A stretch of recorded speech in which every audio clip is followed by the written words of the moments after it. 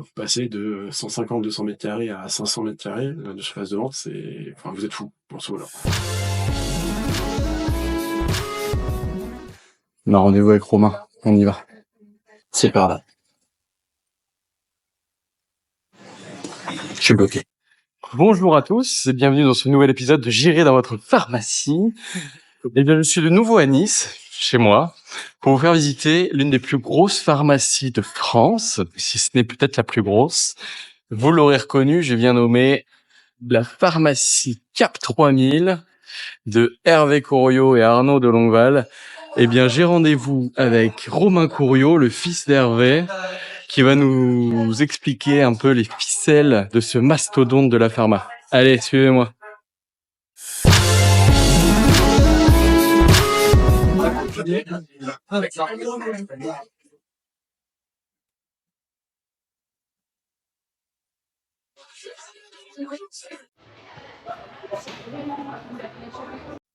Des corners dédiés à une marque.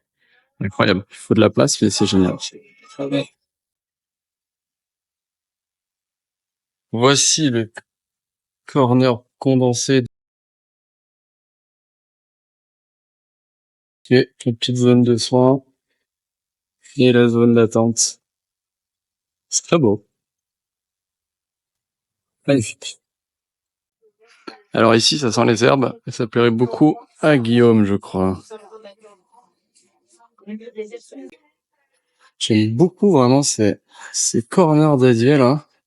Je sais pas comment ils fonctionnent avec le labo, mais c'est pas mal. Sacré pub en tout cas pour ramasser. Un gros espace veto avec carrément tous les accessoires pour les petits toutous et les petits chatons. Donc on a de la place, on peut prendre son offre, c'est normal. Et c'est top. Carrément une zone d'expo. J'adore.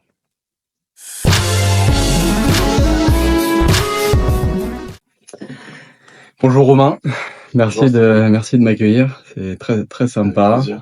Écoute, moi je connais très bien Cap 3000 parce que j'habite à côté. Donc la pharmacie aussi, j'ai vu l'évolution un peu. L'idée c'est que tu nous expliques un peu votre projet. Vous avez transféré un peu avant la Covid, etc. Donc je vais te poser quelques questions déjà sur la pharmacie. Mais déjà je voulais parler de toi. Qui es-tu? Je m'appelle Romain Couriot, j'ai 36 ans. Puis un beau jour, mon père et son associé, Arnaud de Longueval, associé historique, m'ont proposé de travailler sur leur projet d'agrandissement. Au départ, 2500 et plus 1000 mètres carrés de réserve. Donc 2500 au sol, plus 1000 en back-office à l'étage. Donc 3500 au total. Et en particulier 2500 mètres carrés de surface de vente, ça peut faire peur, sachant que on était dans 450-500 mètres carrés de surface de vente. C'était assez déjà à l'époque, on avait dit à mon père et ses associés, 20 ans en arrière, du coup, vous passez de 150-200 mètres carrés à 500 mètres carrés de surface de vente, enfin, vous êtes fous pour ce moment-là. Ça fonctionne comment les corners justement? C'est un loyer au labo et on a travaillé, on a co-construit en fait chacun des ateliers. Et nos partenaires nous accompagnent avec bien évidemment des ressources humaines, du trade spécifique et exclusif. Ressources humaines, c'est les animatrices que j'ai vu un peu. C'est les conseillères, les conseillères qui sont formées par leurs soins. Ok. Elles sont là en permanence ou il y a des jours? Et elles sont là très souvent, ouais, tout à fait. Ok. Des offres exclusives qui permettent de se différencier en fait. C'est là où est la valeur aussi. Elle est là dans les ressources humaines, les collaborateurs qui nous accompagnent. Qu'est-ce que tu appelles offre exclusive? Des marques particulières ou des... Non, alors, on reste toujours dans le cadre pharmacie, officine, parapharmacie, on n'en sort pas évidemment, mais on va avoir des ventes privilèges, notamment, qu'on propose en partenariat. On va avoir potentiellement des avant-premières aussi, une semaine, 15 jours, un mois avant le lancement de tel produit. Et en termes de, en 2500 mètres carrés, ok. Et en termes de chiffre d'affaires annuel, par exemple, ça représente combien?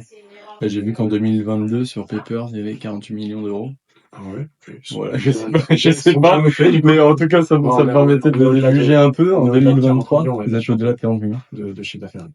En évolution forcément par rapport à... On continue à évoluer à raison de 10% environ. Ouais. Là, sur les premiers mois de l'année. Ok. Ce qui n'est pas négligeable, effectivement. Non, c'est sur un mastodonte comme ça, mais c'est pas mal.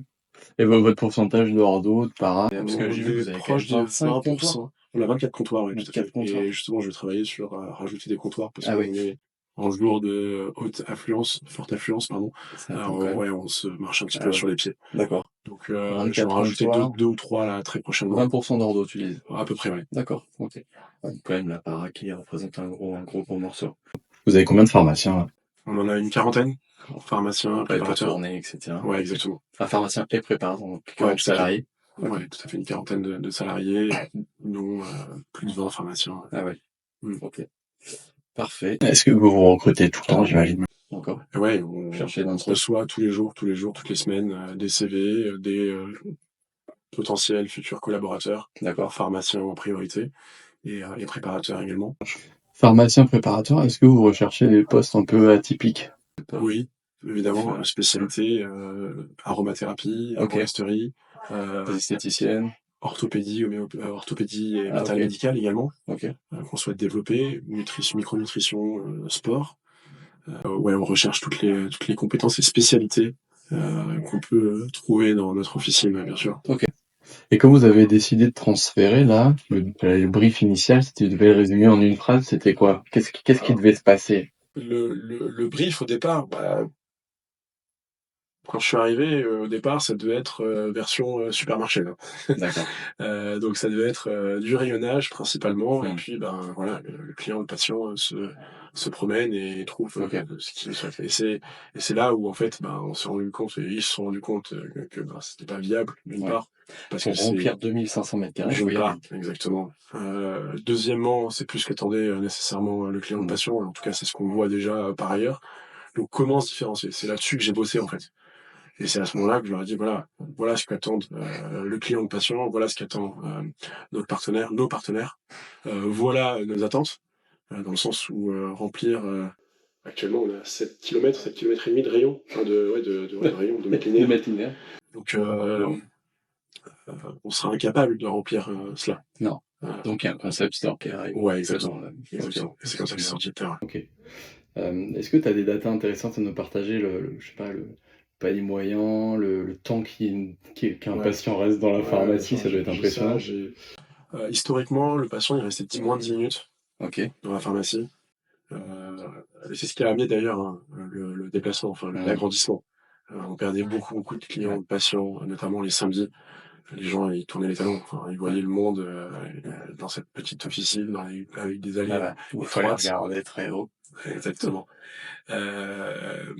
Donc il passait un peu moins de 10 minutes. Actuellement, il passe près de 20 minutes dans la pharmacie. Ne serait-ce qu'en fait de rentrer et de ressortir, et la traversée, déjà il faut quelques minutes.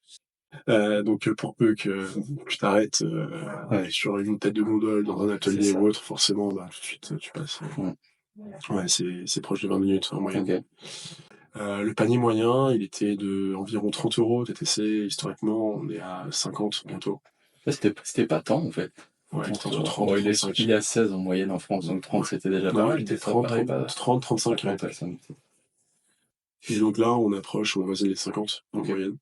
En termes de trafic, on voyait en moyenne 2500, 3000 clients jour facturés. Actuellement, on est proche des 4005 en moyenne. La question que je me suis posée, c'est pourquoi mettre l'ordonnance au milieu? Instinctivement, l'ordonnance, elle est au fond du magasin. Elle ne devait pas être là au départ. Mais structurellement, on ne pouvait pas faire des difficultés pour ramener en fait les médicaments au comptoir. C'était beaucoup plus simple. D'accord. En fait, on avait la mezzanine qui était juste au-dessus, quand bien même on l'avait pas en fait dans le prolongement du magasin à l'arrière, tu vois là où il y a le bébé en fait, sport et bébé. Donc du coup, on a choisi un petit peu cette solution de facilité, en disant voilà, on met nos robots au-dessus et puis on fait descendre facilement nos produits directement au comptoir.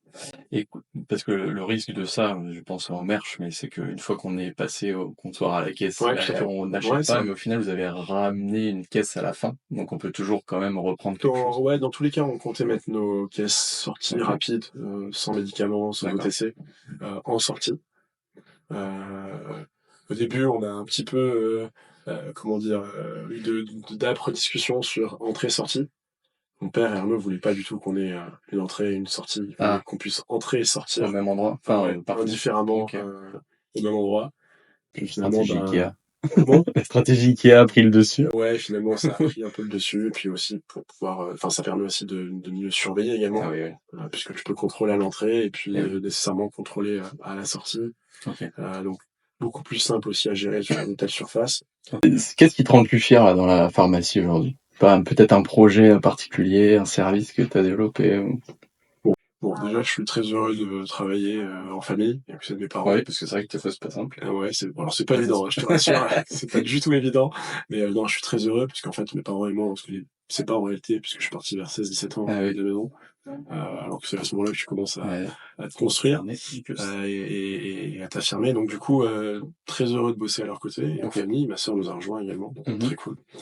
En marge de ça, je suis très content également de venir travailler ici, avec l'équipe que tu peux voir autour. Ouais, parce que vous êtes bien staffé. Ouais. On commence à l'être et on Parce que tu continue de m'as dit recruter et 40 de former.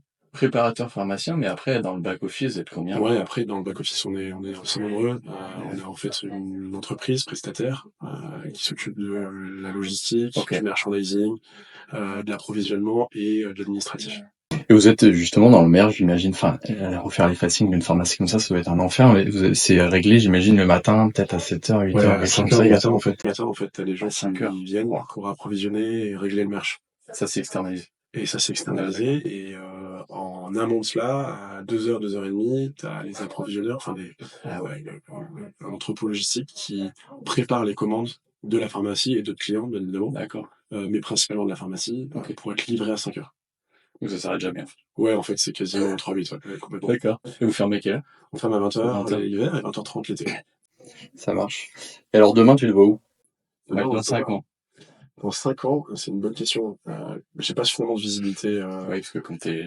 Ouais, exactement. Là, je suis un peu tête dans le guidon, mais d'ici la fin d'année, je pense que je pourrais relever la tête. Je pense qu'on a une vraie carte à jouer sur digital, évidemment, numérique, et en particulier service et livraison, enfin distribution à domicile. Ok.